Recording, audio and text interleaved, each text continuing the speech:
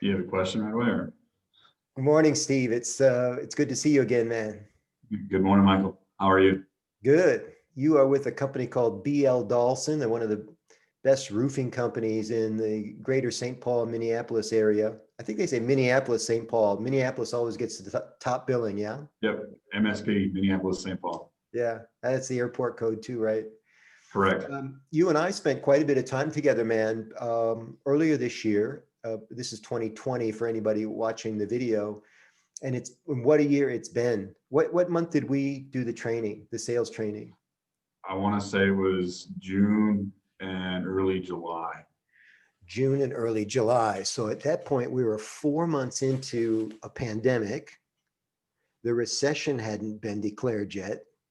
Mm-hmm. Uh, the election year, one of the most tumultuous, dividing, anxious, angry elections. Highest voter turnout ever. Yeah, Yeah, yeah.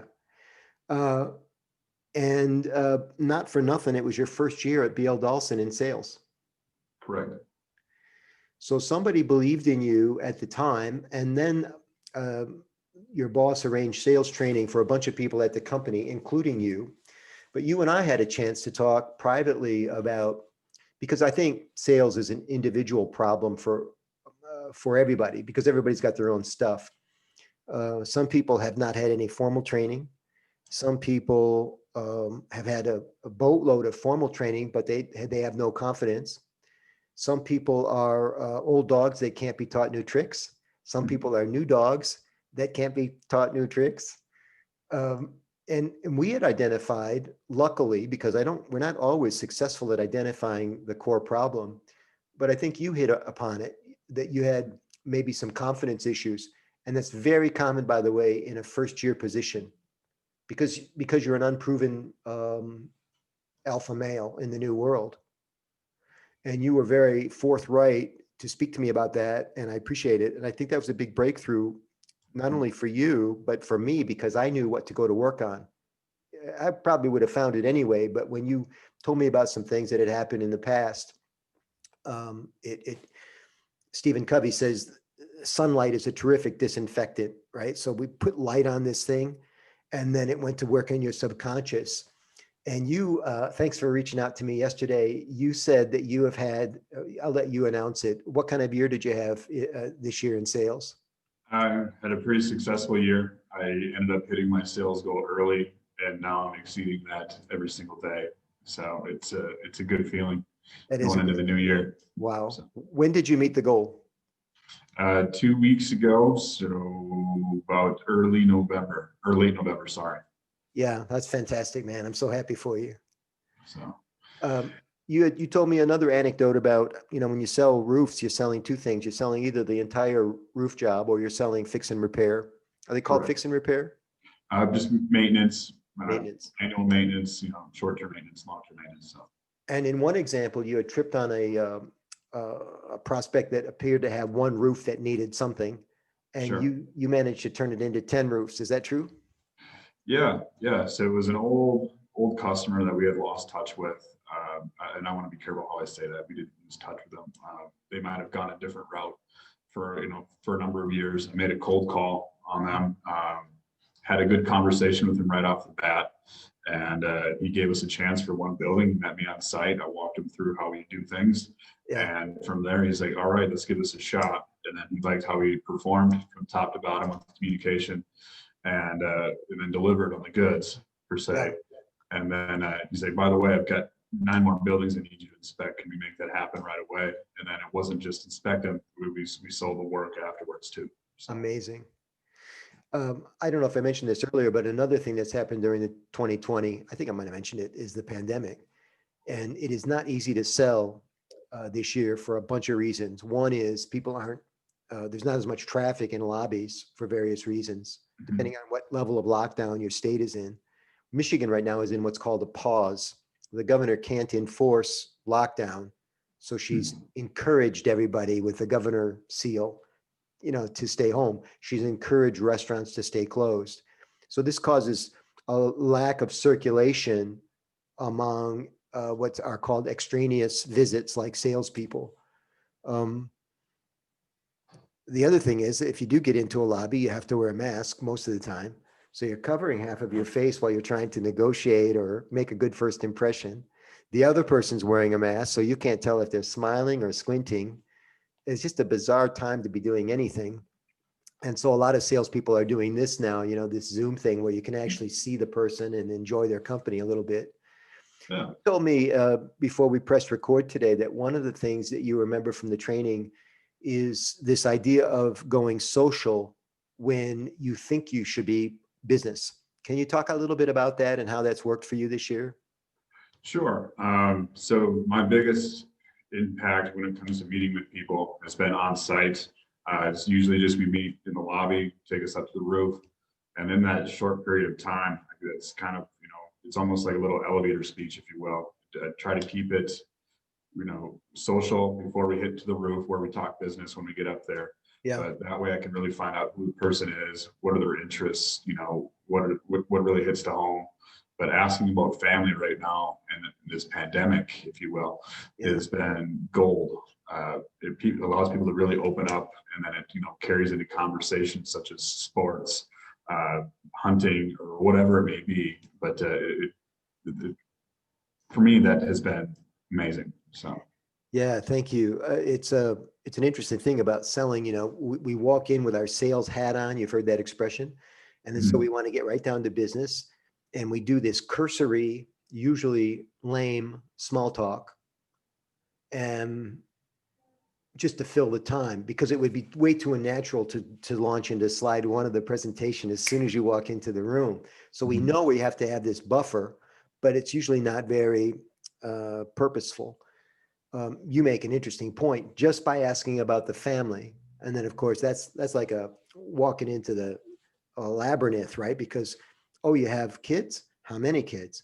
Oh, how old are they? Oh, what are their names? Oh, how are they doing with school this year? Are they schooling at home?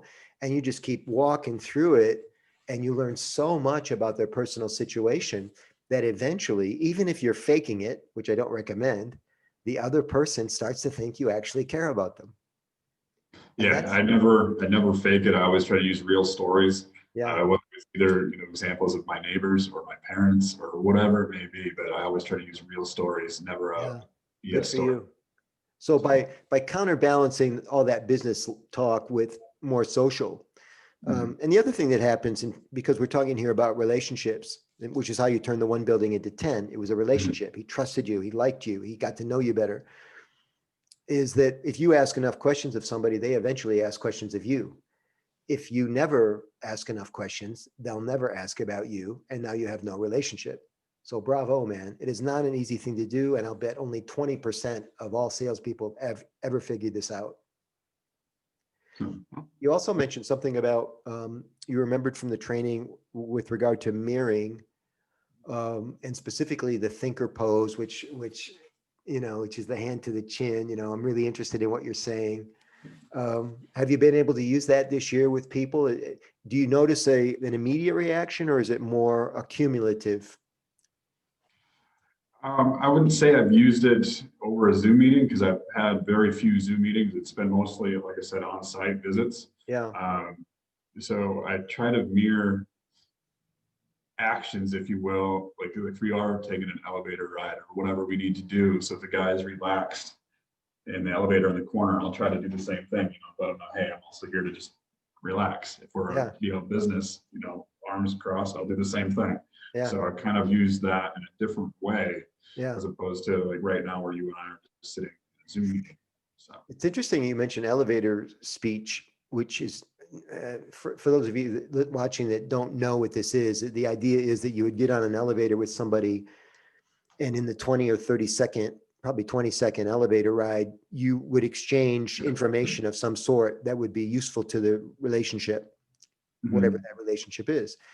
And I'm smiling inside, outside too, because if you're in the roofing business, you get on the elevator with your clients, man. You have to go up to look at the roof. That's funny. Well, I'm so proud of you. And it's always nice to circle back with former clients to see how they're doing. And I celebrate with you, man, your first year in sales, meeting your goal early. that can only mean good things for 2021. I want to remind you, Steve, that Stephen Covey, who's now passed away, he authored the 7 Habits of Highly Effective People. And one of the habits was to sharpen the saw. So that's the idea of not giving up on this. You know, you picked up some things this year that were very helpful to you. And whether your company arranges formal training for you next year or not, you want to sharpen the saw in 2021, right? Yes, sir.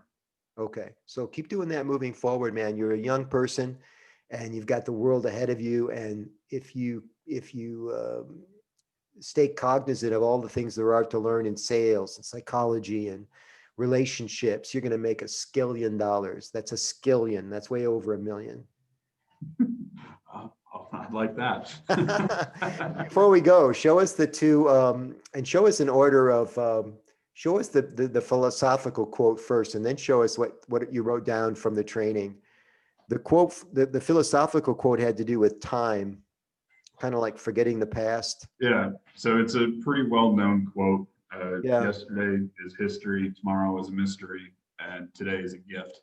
Yeah, hold it up That's why- again. Hold it up again so we can see. Yesterday is history, tomorrow is a mystery, and today is a gift. Kind of like stop looking backwards. If something happened in the past that bothered you or had you lose your confidence, that's in the past. If you haven't sold anything in the last 10 calls, this call you're going on doesn't know that. So the last part of Try the to let quote, go of that. And yeah, go ahead. yeah, the last part of the quote is actually not on here, but it's supposed to be yesterday is history, tomorrow's a mystery, and today is a gift. That's why they call it the present. Yes. So to answer your question, I love it. There was a book by Spencer Johnson called The Precious Present. It's a really easy little read. You might want to pick it up because it's, in fact, I think that may be where the quote came from. The Precious Present by Spencer Johnson. He was hooked up with Dr. Ken Blanchard for a while. It's a very easy read, and I think you'll find it inspirational. And then we'll close with the other quote. It's from your second favorite philosopher, Michael Angelo Caruso, apparently. Tell us the backstory about this. So this has to do with just self-confidence. The quote is, every day I'm the BFD, big fucking deal. Yeah, you are a BFD. Correct. Yeah, Yes. me, myself. Yeah. You're not just a person, you're not just a salesperson, you're not just Steve, you're not just whatever people have told you in the past. You are a BFD. It's absolutely true. And some people get this wrong, you know, and they translate it or transpose it into arrogance or braggadocio, or they make themselves bigger than they really are. And you can't afford to do that in sales, man. You got to walk in with everything you got. Yeah. So for me, that quote, it's more of a fun thing. It makes me smile. It's not about arrogance. It's just more so, hey, loosen up. Let's have some fun today. And it made me smile big fucking deal. When you showed it to me. Thank you very much. Steve, I appreciate you, man. Thanks for keeping in touch. Let's do more together. And again, congratulations on your first year in sales. It's an amazing result. Trust me. Awesome. Thank you.